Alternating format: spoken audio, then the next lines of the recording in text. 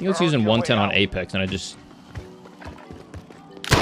You're going back to the front line. You're going back to the front line. You've earned it. Hey, what's up, and welcome everyone to another Warzone Academy video. And today's video is by far one of my most requested videos of the entire series, and it is the complete Gulag guide, where I give you every tip, every trick, every angle that I know to help you join the Champions Club of the Gulag. Now, in a previous Warzone Academy video, we talked about how to clear out buildings safely. If you want to know more about that, make sure to stay till the end. I have it linked at the end of today's video. This video is sponsored by my Discord. We actually have a full-up, overhauled Discord where we have a looking for group section. So if you're looking for like-minded people in the Warzone Academy who want to get better and who have the same positive mentality about getting better, make sure to join our Discord. We've got everyone from PS4, Xbox, PC, every region, we got it covered. It's in there.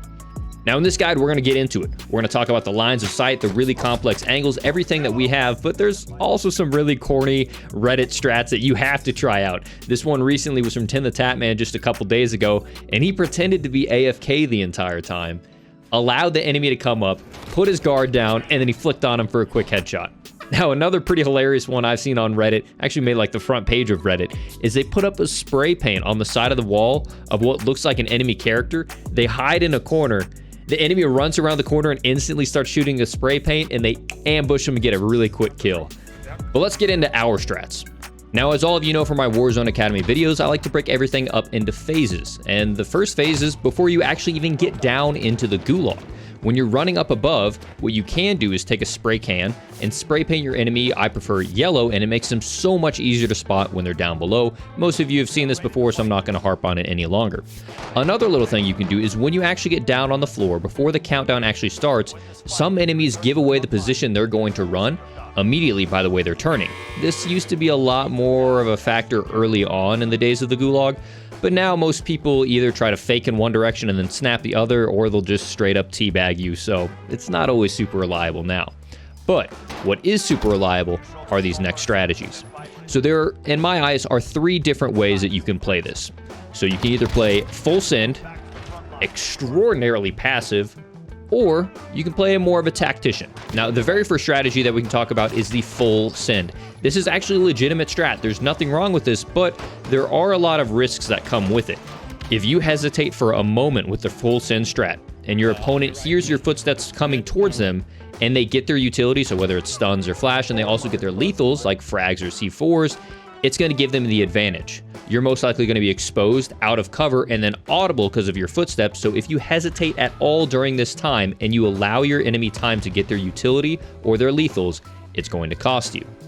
Now, being the aggressor, you have the chance to have the advantage in a 50-50 situation because of Peeker's advantage. We've talked about this in previous videos, but unfortunately, if you have an opponent that's smart and you're full sending towards them and you're sprinting and your footsteps are loud, they can counter peek you. And even though you are the person, pushing towards them, if they swing that corner in anticipation of you, now they have Peeker's advantage, and you're going to be in a sprint animation, so it's going to take you longer to get your gun up. So keep that in mind. While there is advantage to a Peeker's side, they, if they are a good player, can use it against you. Ideally, in this situation, you find an extremely passive player. They're hiding behind a corner, you sprint, you wrap around that corner extremely quickly, and you take them out before they have time to react. Now, a second strategy that we can talk about is being extraordinarily passive. I see this all too often. This is sitting all the way in the very back and holding one angle only, maybe crouched, maybe proned out. This is similar to holding a weak angle that we talked about way back in our squad tactics video when an enemy is downed or a teammate is downed and you're trying to res them. Holding a weak angle like this almost never works. Either A, you're staying back there the entire time and your enemy is going to get a hit marker on you with a utility or a lethal. B, they're going to push you and then get the Peeker's advantage because you're stationary. Or C, they're just going to leave you there while they capture the flag, and then you're stuck pushing them in the final moments of the Gulag. I never suggest playing extraordinarily passive. What I do suggest is playing like a tactician. This is the way I play every single round. Once again, I break this down into phases. So in the first phase, right when the round starts, before any utility is available to me, I sprint straight up and I hold the center and I check my angles. I'm able to check whether an enemy is pushing me from the left or the right, and that's instantly clearing it off. If they do push me, now I have information leading into that fight. I can back up a little bit, reposition, and then wait for my utilities and lethals to get to me. If they don't push, Now all of a sudden, I have cleared off almost half the map, and now I can start to push. So that's the second phase. The first phase, like we talked about, is before the utility is active. The second phase now, utility is active, and I've cleared off everything in front of me. From there, use your utility ASAP.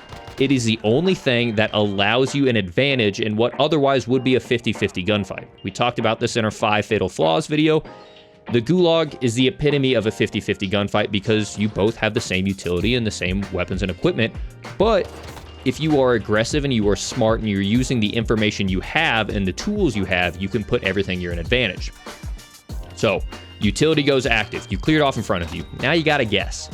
I start off, I'll chuck something off to the left-hand side. I always chuck my utility first. So a flash or a stun. If I get a hit, then I'll immediately follow that up with a lethal, a frag, a Semtex, a C4, and continue to push towards that. I want to use the fact that A, I have information with a hit marker, and B, potentially damage with that follow-up lethal to allow me to win that gunfight. Because now they're either hurt or they're, stunned, and that's going to allow me to win that gunfight easier than just a normal straight-on 50-50.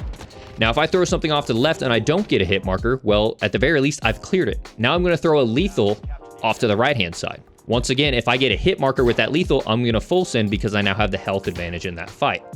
And so during this entire process, you have to capitalize. If you get either a hit marker with one of your lethals or utility, you have to move in.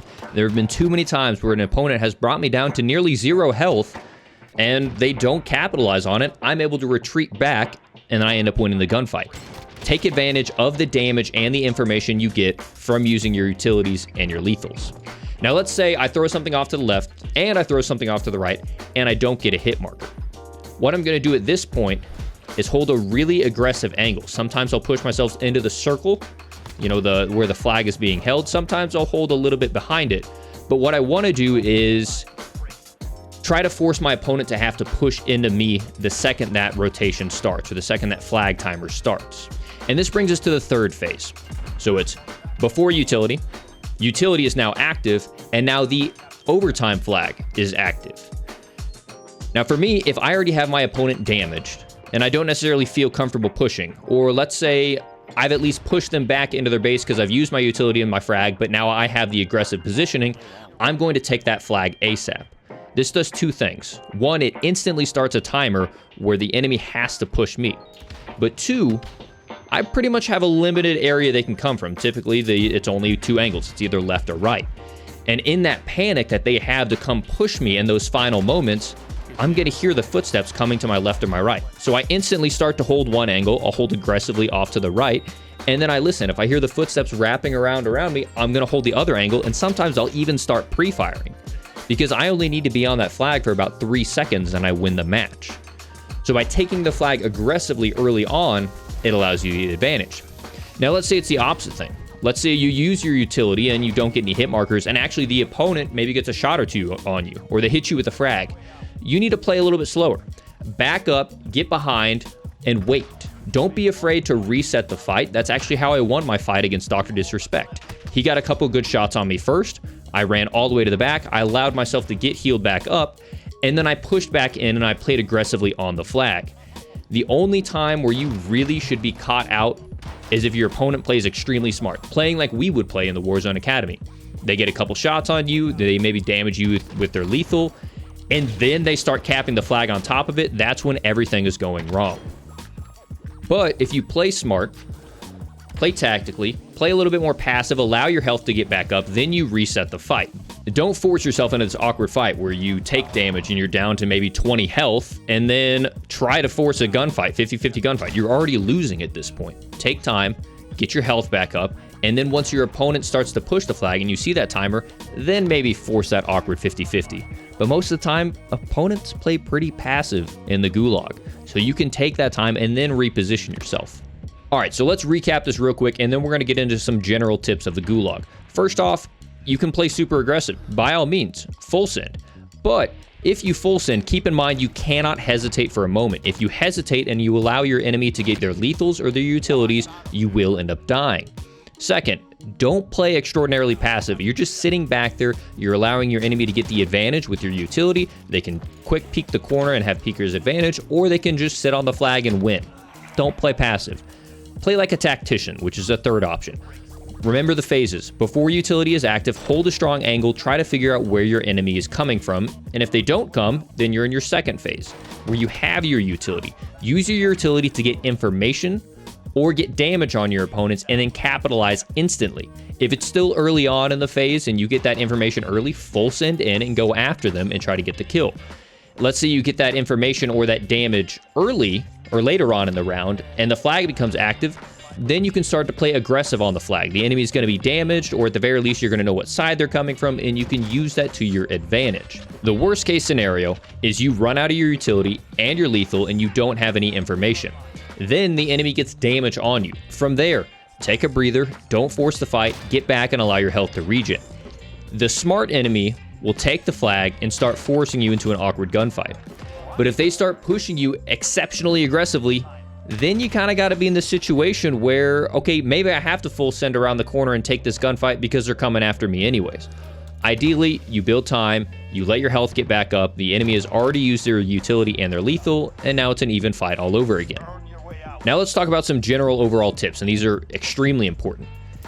Don't hold the same angle for too long while utility is in play. What I see oftentimes is someone will be peeking me off to one corner, and then they'll continue to sit there as soon as utility goes active. So they'll peek that corner, I'll throw a stun, and I already know where they are, and I can literally run all the way around behind them and assassinate them. Stuns are incredibly powerful.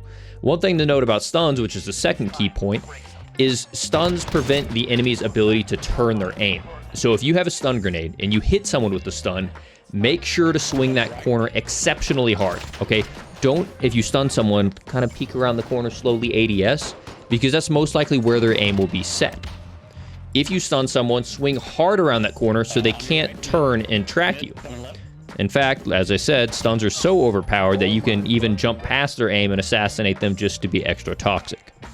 And then finally, in my video next Saturday, we're going to be talking about all things communications and callouts. I'll have the advanced guide talking in every single scenario and the callouts you should be making, and I'm going to have an entire portion of that video dedicated to callouts in the Gulag. So if you're interested in that video, make sure to subscribe.